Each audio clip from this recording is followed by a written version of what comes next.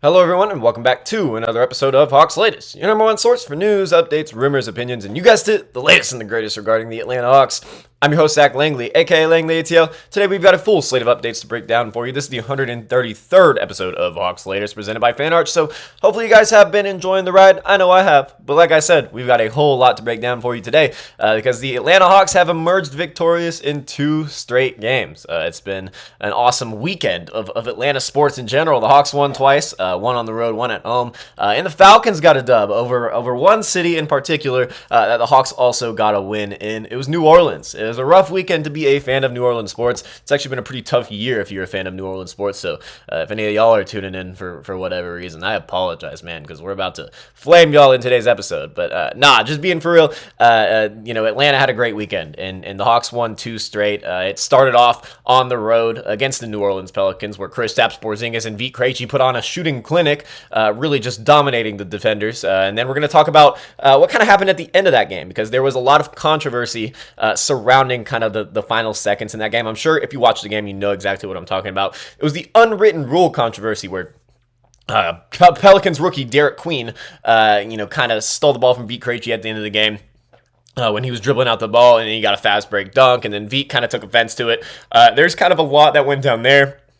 A lot of people were talking about, what's right and what's wrong, whether this unwritten rule should be a thing. So that's what we're going to break down in the second segment of the game. I mean, that unexpectedly added a little bit of fuel to what might become like a little bit of a rivalry between the Hawks and the Pelicans. I mean, I know Atlanta and New Orleans hate each other in the NFL. Maybe this is going to be something that kind of develops in the NBA, because, I mean, we've had to talk about the Pelicans a whole lot this offseason, because in 2 straight off seasons, we have absolutely fleeced them just in general. Because it started off with that Daniels for Murray trade, and then this offseason, this past offseason, we got their unprotected pick in the 2026 draft. So 2 straight fleeces from Atlanta's front office, but Derek Queen's kind of balling out, so it's kind of adding a little bit of fuel to the fire. And then that late game antic was certainly something that Hawks fans took a little bit of offense to. I mean, I know I was a little upset about it, but after all that, moving on from the Pelicans, once we talk about the Pelicans game and then the controversy, we're going to move to the Hawks' hard-fought win last night over the Charlotte Hornets.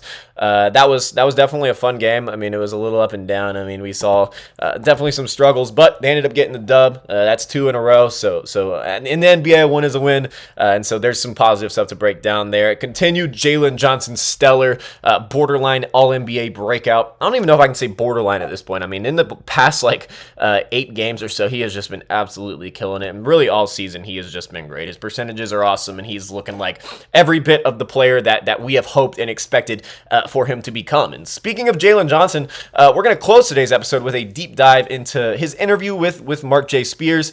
It was a great piece. It explored Johnson's journey, his mindset, and really how he's evolved into one of the most dynamic young forwards in the league. That's really just taking the NBA and NBA fans by storm. So, I mean, stick around. Today's show is going to have a little bit of everything. We got some game analysis, some drama, some player development, and some long-term implications for the future of the Atlanta Hawks. So without further ado, let's waste no more time in the intro and go ahead and jump right into it and start with the Hawks defeating the New Orleans Pelicans in the first game of the weekend. They traveled to the Smoothie King Center on Saturday night and played one of their most complete road games of the season. It was the first of 2 in a row. It was a back-to-back. They beat the New Orleans Pelicans in New Orleans 115-98. This win snapped Atlanta's brief 2-game skid, and it continued the impressive trend of winning away from home. Now 8 victories in their last 11 road games. Atlanta has looked like a completely different team on the road. They've struggled a little bit at State Farm Arena this season, which has been a little bit surprising. Usually we have a much better record at State Farm Arena just because, late in games, it's hard for opponents coming into State Farm Arena to get a W, just considering how loud the crowd can get at times. But yeah, when it's not going the Hawks' way, that crowd is not really all in it. And so then it can result in kind of what their home record is right now. And it's been a little disappointing. But nonetheless, the reason the Atlanta Hawks are still 4 games over 500 is because of how incredibly they played on the road. this season. And this game against the New Orleans Pelicans to start off the weekend back-to-back was no different. The headline was simply this, though, because while Atlanta got steady contributions from all of their role players, and it was really an all-around effort which resulted in the double-digit victory, the two who really made the most impact were Kristaps Porzingis and Vit Krejci. And so this is good to see. I mean, when the three ball is falling, I mean, legitimately, like, no one can stop this team. And that's only going to get better when Trey comes back, because we know when Trey's three ball is on, I mean, he's one of the most unstoppable players in the league. So Kristaps, he led all scorers with 29 points. That's actually his Hawk high. Obviously that's not his career high. He's definitely had better games than that in his career. I mean, no surprise. He's an NBA veteran who once was an All-Star and also an NBA champion just like 2 seasons ago. But he had 29 points. He shot an efficient 11 for 17 from the floor. I mean, his combination of spacing and size and touch, I mean, it seriously just continues to unlock the Hawks' half-court offense in Trae Young's absence. I mean, they definitely, in the games that he has played, because, it hasn't been a whole lot. I mean, he's been resting. He's been, we've been, sitting him on back-to-backs, and he's also been dealing with some, like, mystery injuries, every now and then. Whatever the case may be there, the games that he has played, they definitely focused on getting him the ball in the half-court and just playing him to his strengths, and because that's what they're going to have to do. They got to emphasize getting him looks if we want him to be as effective as he can be. I mean, he was hyped up as one of the biggest, pickups of the offseason, and he certainly can be that. We've just got to see him get these consistent looks. But this was the only game he played this weekend, and that was expected. They never gave like an official ruling on what he was going to do on back-to-backs, but as Hawks fans, as people who were spectating and just analyzing like his career trends and also what Atlanta may choose to do this year, I mean, it's pretty clear that they were not going to play him on the second night of back-to-backs, or even the first night of back-to-backs. Just one of the games on a back-to-back, Porzingis wasn't going to play, and this was the case here. But in the one game of the back-to-back, as I just said, he killed it. The 29 points, I mean, that really just... the Pelicans had no answer. I mean, just putting it simply, none of their bigs were even close to matching Porzingis' size and his experience and getting these looks in the half-court, and also, just the team chemistry that he's slowly building with the team. And New Orleans simply just could not match it. And then there was Vit Krejci, who has been... incredible. I mean, genuinely, Vit Krejci this season. It's a big surprise to most around the NBA, and even most people covering the Hawks. But that's no surprise to us on this channel. We have been praising Vit really all off season. A lot of high expectations for him this season, from me specifically, and some people like in a close Hawks circle. Have just been hyping Vit up because we see what this guy can do when he's on. And so far, literally this entire season, he has been on. He had arguably the best shooting night of his NBA career. I mean, it's not because he had that game just like a week or so ago where he just absolutely killed it against the Utah Jazz. But in this game, he still was just absolutely dominant from beyond the arc. I mean, just in an absolute flow state. He put up 21 points. He went 7 for 10 from 3. I mean, just ridiculous numbers. That's 70%, and it's just continuing on. I mean, he's shooting over 50% from 3 this year, just on the season. I mean, that is absolutely ridiculous. But I mean, like every time New Orleans tried to make a little bit of a push, because it wasn't too much of a blowout for a good bit of the game. Every time they kind of like started to gain a little bit of momentum back, I mean, Krejci just answered with a momentum-killing shot. I mean, he hit several in a row. He just kind of was deflating to New Orleans. Once he started going like that, I mean, I think Pelicans fans kind of just accepted defeat because there was no answer. Once they already had no answer for a guy like KP, they weren't going to have an answer for a guy like Vit, who was just having an absolute flamethrower that night and really just all season. I mean, shout out Vit. It's been an incredible season for him. And then, like, if I'm looking at it, if I'm Quinn Snyder, and I genuinely think this is going to happen, this isn't even just me just analyzing what I'm seeing in the game. When everyone's back fully healthy, Vit's going to play. And that wasn't the case at the beginning of the season, but I think he's been way too good to just keep out of the lineup once everyone's healthy. I mean, his shooting just provides an absolute unmatched spark, and they can't, especially in Trey's absence. I mean, they can't give that up. But even when Trey's back, I mean, this type of movement shooting that he has kind of possessed this season, it's been ridiculous, and it's going to only make the offense this much better. For a Hawks team relying heavily on depth right now with several injuries, well, not even really like consistent injuries, but just game by game, we have a player missing, and so it's just it's an issue of like Atlanta going into their depth and switching up these lineups in various scenarios. and it's worked out for the Hawks so far. And performance like this are gold in these type of scenarios. But the stat sheet star that night against the Pelicans, while it for some reason wasn't like one of his better games of this stretch because he's just been on another level, but Jalen Johnson once again had another dominant performance, starting his weekend off right. He had 18 points, 11 rebounds, and 9 assists. Once again, flirting with a triple-double. He's had so many games this season where he's been like 1 rebound or 1 assist away from a triple-double, and that's kind of painful, just as someone who enjoys seeing like their guys get triple-doubles, because it's not something we see a lot. We've seen a lot in Hawks history just in general, but yeah, no, I mean, Jalen has been very close to a triple-double several times this season. He's got it a few times, but yeah, I mean, this was just another case of him being right there. He once again controlled the pace of the game. I mean, that cannot be played. I can't place any more emphasis on that because, I mean, genuinely, he has been determining the pace of both teams really just in this whole stretch where Atlanta has been playing very good basketball. I mean, this game was just another example of why his name is just continuing to pop up in more crazy conversations. And I don't even think they're crazy, just because, I mean, the way this guy is playing right now has been unreal. I mean, people have already kind of penciled him in as an all-star this season, obviously hoping he stays healthy. But I mean, now we were starting to talk about All-NBA. We've talked about that on this channel, but now he's starting to get some national recognition for maybe a guy who's All-NBA. And then also maybe, like, I've seen some people go ahead and say that he could be a lock for the Team USA in 2028. And let me know your thoughts on that, because I think that's a legitimate possibility with the way he's been playing and his year-by-year trajectory. I mean, I don't even think he's close to hitting his peak. I mean, he's still a very young basketball player with lots of room to grow, and he's kind of taken over as that LeBron archetype. I mean, that might sound a little ridiculous to say, again, but I don't think it is. Just if you're seriously watching these games and you're seeing the way he's dictating the pace on both ends of the floor, and you're seeing the way that he's scoring at all 3 levels, I mean, his 3 ball's been fantastic. I mean, it's just unlocking everything for Atlanta, and Jalen has had an incredible season. A big reason for Atlanta's comfortable win, though, against the Pelicans was their shift in defensive intensity starting in that second quarter, really, after a sluggish first frame, which has been kind of a common trend for the Hawks this season. I don't really know why, but yeah, they haven't been amazing in first quarters.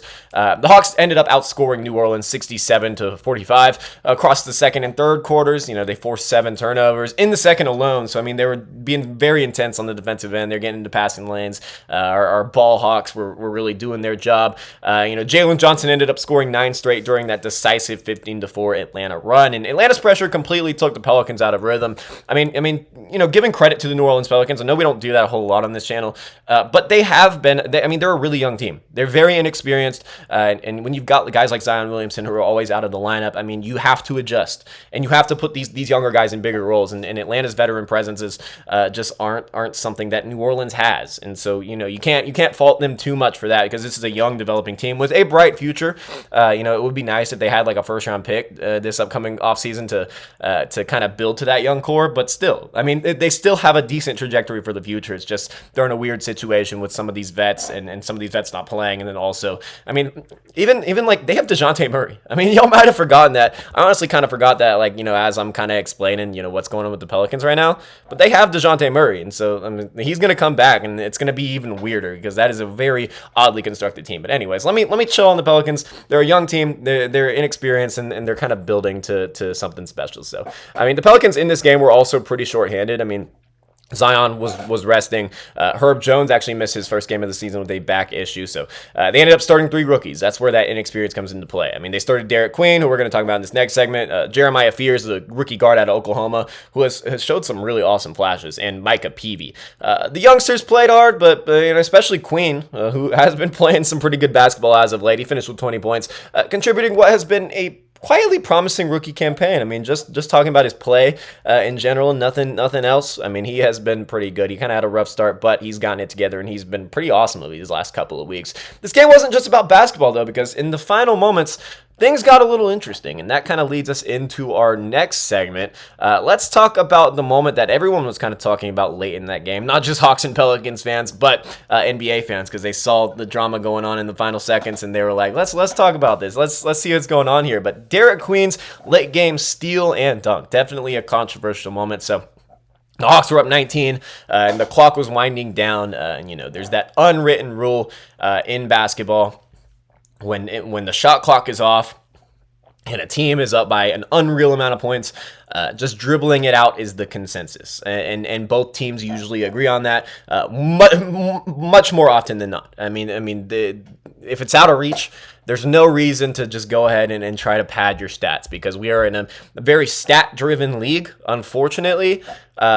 But this is something that yeah, Veet was dribbling the ball out, and players typically do that to show respect when the game is over. But Pelicans rookie Derek Queen had other plans. He decided otherwise. He decided, you know what? I'm on a very bad team. We have a very bad record. We don't have our first round pick this upcoming offseason. So I'm going to steal that ball from Veet, and I'm going to pad my stats. Remember, he was at 18 points on the night, and he was kind of having a little bit of a hot streak. So he wanted to get that 20. So he stole the ball from Veet, and then he went all the way down the court, and then he dunked it. And Veet kind of took offense to that. He poked the ball away, threw down that uncontested dunk, and from a pure basketball standpoint, Queen was right. The clock had not expired, but in NBA culture, this is just something you don't do. This is one of the few universally followed unwritten rules in the NBA. Krejci was visibly frustrated right after Queen had stolen the ball and dunked it, and he had reason to be, because this is not something you do. This is not something that we ever really see in the NBA. It's usually like, when it ever happens, it is like young players like Queen, but this isn't something we see a whole lot. Krejci had just shaken hands with Pelicans player with one of Derek Queen's teammates, and he was clearly calling off the dogs. Even Derek Queen's own teammate Micah Peavy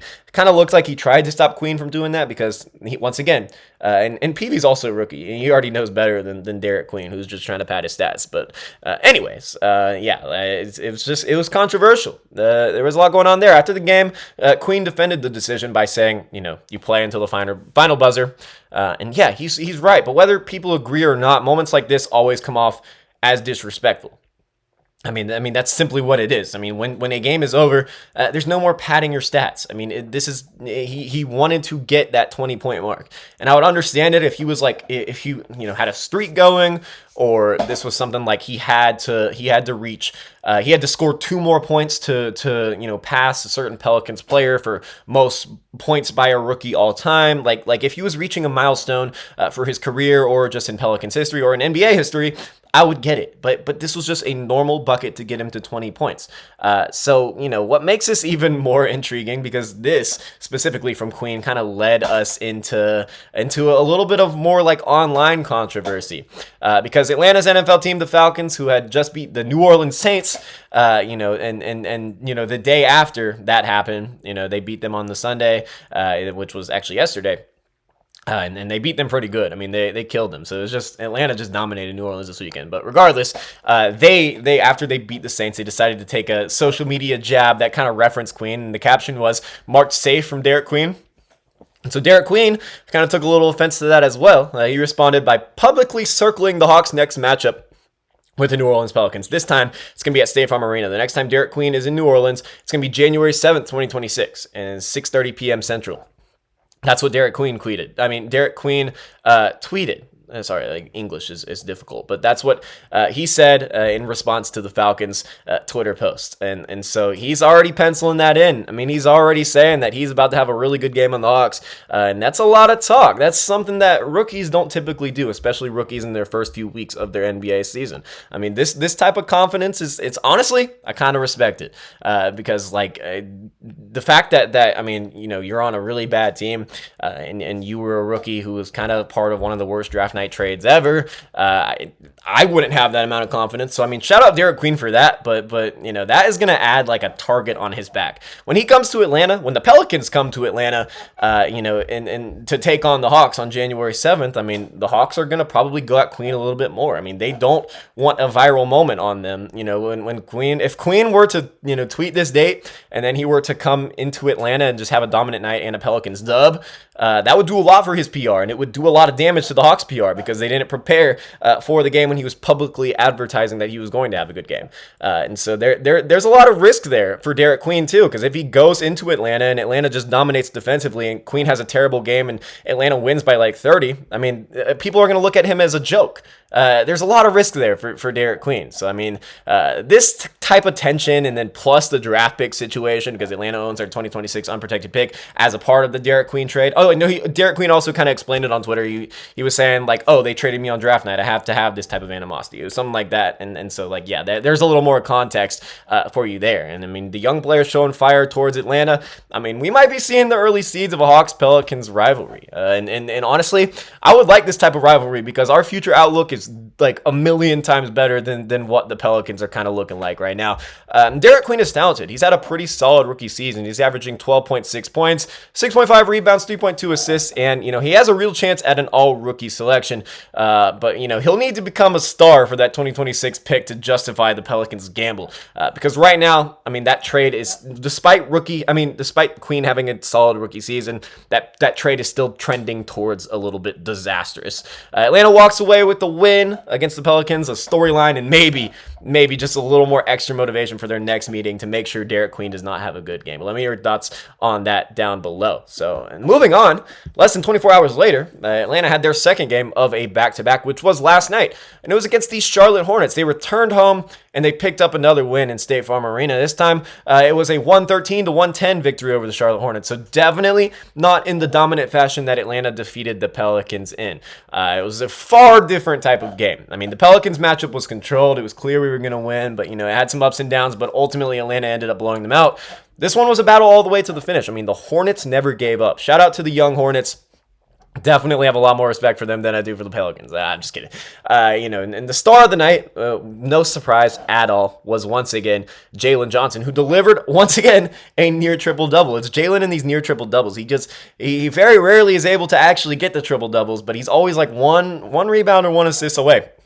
This time he was 2 rebounds away. His final stat line on the night against the Charlotte Hornets last night was 28 points, 11 assists, and 8 rebounds. So this time it wasn't the assist that kept him away. And he was doing a great job playmaking, but it was the rebounds. He only had 8 of them things.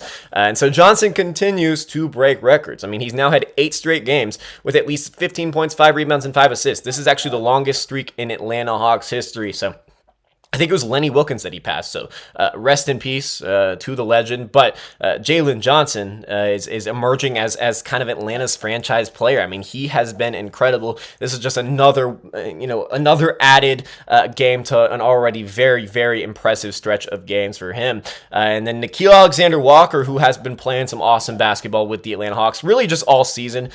Why did the Timberwolves let him go? I will never understand it for the life of me. I mean, they should have been pulling strings. They should have been doing everything possible to get this guy back, because this is a difference maker, especially for a team with playoff hopes. I mean, this is a guy who was, you know, just completely added to his already solid scoring bag, and he has looked like a completely different player this season, and it's worked out perfectly for Atlanta.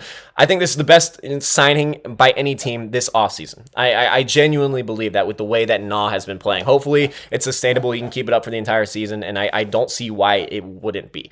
He added 23 points in this game, and he played tremendous perimeter defense, including the play of the game, which sealed the victory in the final seconds. So he had a clean strip on Hornets rookie Con Knipple with 11 seconds left, followed by a trip to the line to help seal the win. Dyson Daniels had a pretty decent offensive night. He hit a 3 for the first time in 8 games. So, you know, while that's been a concerning element of Dyson's game, you know, him just completely losing that 3 ball just in the early parts of the season, seeing one fall was awesome. And he took several in that game. And while he didn't hit like a high percentage of them, just seeing one go in the basket is going to do a whole lot for his confidence, because he had been in a definite slump from beyond the arc. I mean, that is the only real way to put it. He had been in a definite slump. And so, yeah, Onyeka Okongwu once again had a 20-point night. He had like, I think 4 straight, and then he, you know, had that game just the other night, which at 2 nights ago, because this was the second night of a back-to-back, but against the Pelicans, he only had 15 points, I believe. And so, yeah, he's back into that 20-point club with last night. And so Atlanta had really balanced scoring throughout the line. lineup. I mean, just a balanced attack, and that is what kind of like made them different from this Hornets team. They also got great minutes from Mohamed Gay, who has just been an awesome difference maker this season. His energy has really sparked. It really sparked a crucial 16-2 run between the third and fourth quarters. I mean, Mo Gay had a dunk and a block on Colin Sexton and a beautiful baseline drive. And, exactly the kind of deep rotation contributions that good teams just consistently rely on. So now, credit to the Hornets, though. I mean, Con Knipple has been spectacular. I mean, he hit 7 threes for 28 points. I mean, he's had an awesome rookie season. He's actually the front runner for Rookie of the Year right now. That's a Charlotte rookie record. He's leading all rookies in scoring this month and shooting lights out from deep. I'm gonna drink some water. I know I usually don't do this during the videos. This one's kind of a longer one, so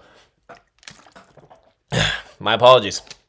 A lot of yapping, a lot of Hawks basketball talk. But ultimately, Atlanta's, tightened their defense, and they got the dub. I mean, it was a close one, though. And, when it mattered most, I mean, there were some tired legs, but Atlanta got the victory. Miles Bridges he didn't hit it. He attempted a very contested three at the buzzer, and that fell well short, and that kind of sealed Atlanta's victory. With the win, the Hawks have now taken 7 of their last 9. They've been playing really good basketball, and hopefully that trend continues in a road game with the Washington Wizards, which is what they have next. And we're not going to have that breakdown of that game in this episode, but that will come in next episode because that is going to be an important one for Atlanta's momentum and keeping this win streak alive. So now, with our final segment, let's shift from a game, from recaps of games and everything surrounding the games to a little bit of a deeper story, a look into Jalen Johnson's journey, as highlighted in the recent feature from Mark J. Spears, who is a journalist who has, covered the Atlanta Hawks and on several occasions. And if you haven't read it, I'll put the link on it on my Twitter because it's an outstanding piece that really just captures how far Johnson has come just in general, just in terms of the player that he is and just the person that he is. So here's the short version, though, because it was a lengthy article. And so, but once again, I highly recommend that you give it a read. His rise has been anything but easy. I mean, Jalen arrived at Duke as a 5-star recruit, but battled injuries and expectations and an abrupt end to his college season. I mean, that was really what kind of was taking over his early parts of his basketball career, really just, advancing from a high school player to college to really his first couple seasons in the NBA. I mean, when the Hawks selected him 20th overall, it was lower than he expected. I mean, lower than what a lot of people expected. I mean, this was a guy who was previously supposed to be a top 5 pick, but I mean, there was kind of a lot going on in terms of his draft stock. This was someone who people cited character issues just because he sat out games after getting hurt. I mean, that's a little unfair to a guy who was 19 years old. He carried that chip into the league, though. I mean, he felt disrespected. He felt very underrated. And this has kind of propelled him to who he is now. His rookie season was pretty humbling. I mean, he spent significant time in the G League with the College Park Skyhawks, who, maybe that was a blessing in disguise because the Skyhawks developmental program is really good. I mean, he openly admits that he didn't buy in at first. He wasn't very happy with that decision. He kind of let outside noise distract him, and he needed a reality check, and that was kind of a main focus of the article. That reality check was something that he kind of needed, in terms of in order to help him grow as a player. I mean, understanding what being a pro truly takes. You got to learn that through trial and error. His second year brought modest improvement, but nothing close to what we're seeing now. I mean, he has improved every single season. It's been awesome watching his development in real time. Everything changed for Jalen when Quinn Snyder arrived in 2023. He empowered Johnson with confidence, freedom, and direction, coaching him hard, but believing in him even harder. And that has really propelled his game because he went from Nate McMillan, who didn't play him, was playing guys like Timothy Luwawu-Cabarrot over him, and then Quinn Snyder coming in and be like, why is this guy not playing? And then giving him significant minutes and just letting him blossom as a player. He coached him hard, but like I said, believed in him harder. The results speak for themselves, though. I mean, Jalen had that kind of breakout in 2023. That 23-24 season, it was a season cut short by a torn labrum, but that was one that really established his blueprint for success. And now the 5-year, $150 million extension, which he signed 2 off seasons ago. And now, I mean, this year, he has early season numbers that look like those of a true rising All-NBA player. I mean, he's gonna probably make his first All-Star appearance this year if he stays healthy. And then, who knows, how far this kind of newfound success can take him. One of the most impactful parts of the interview, however, was when Johnson discussed how working out with LeBron James in the offseason, studying his preparation and absorbing small details from him, and honestly just like learning what greatness looks like up close. He talked about it all. And then I had asked him a question about that at Media Day, and he kind of went into a little more detail here with Spears. The maturity has translated, directly onto his on-court leadership, and something that the Hawks had desperately needed with Trae Young's sideline. I mean, he's had to take a much more improved role, a lot more like volume and just on ball, dominance. I mean, he's had to adopt a role that he was not prepared for. But he emphasized that he's focused on being himself and just playing his game, not letting anything really alter what he wants to be as a player. He's not trying to mimic Trae.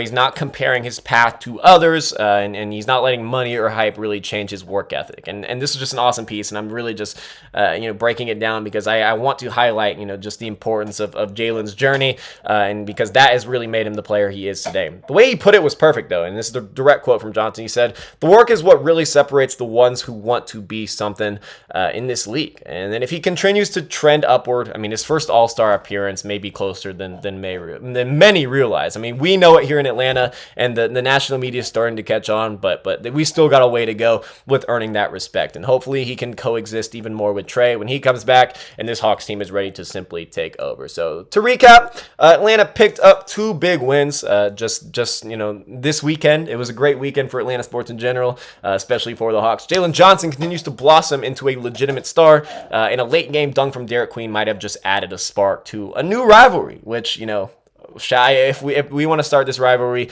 I mean, go right ahead, because I'm not scared of the Pelicans at all. If you enjoyed today's episode, be sure to like, subscribe, and hit that notification bell so you don't miss a single update here on the channel. We're going to be pumping out videos every single day, keep you guys informed on the latest and the greatest regarding the Atlanta Hawks. But let me know down below, what are your thoughts on the win against the Pelicans, and then Derek Queen's late game antics, and then his what he's doing online right now. I mean, I know we've got a lot of thoughts. I know I've got a lot of thoughts about it. What are your thoughts on the win over the Charlotte Hornets, and then what are your thoughts on Jalen Johnson's rise? Definitely go check out that article written by Mark J. Spears. It's an awesome piece. I definitely recommend it. So once again, thank you guys for watching. I'm Zach Langley, aka Langley ATL, and I will see you guys next time.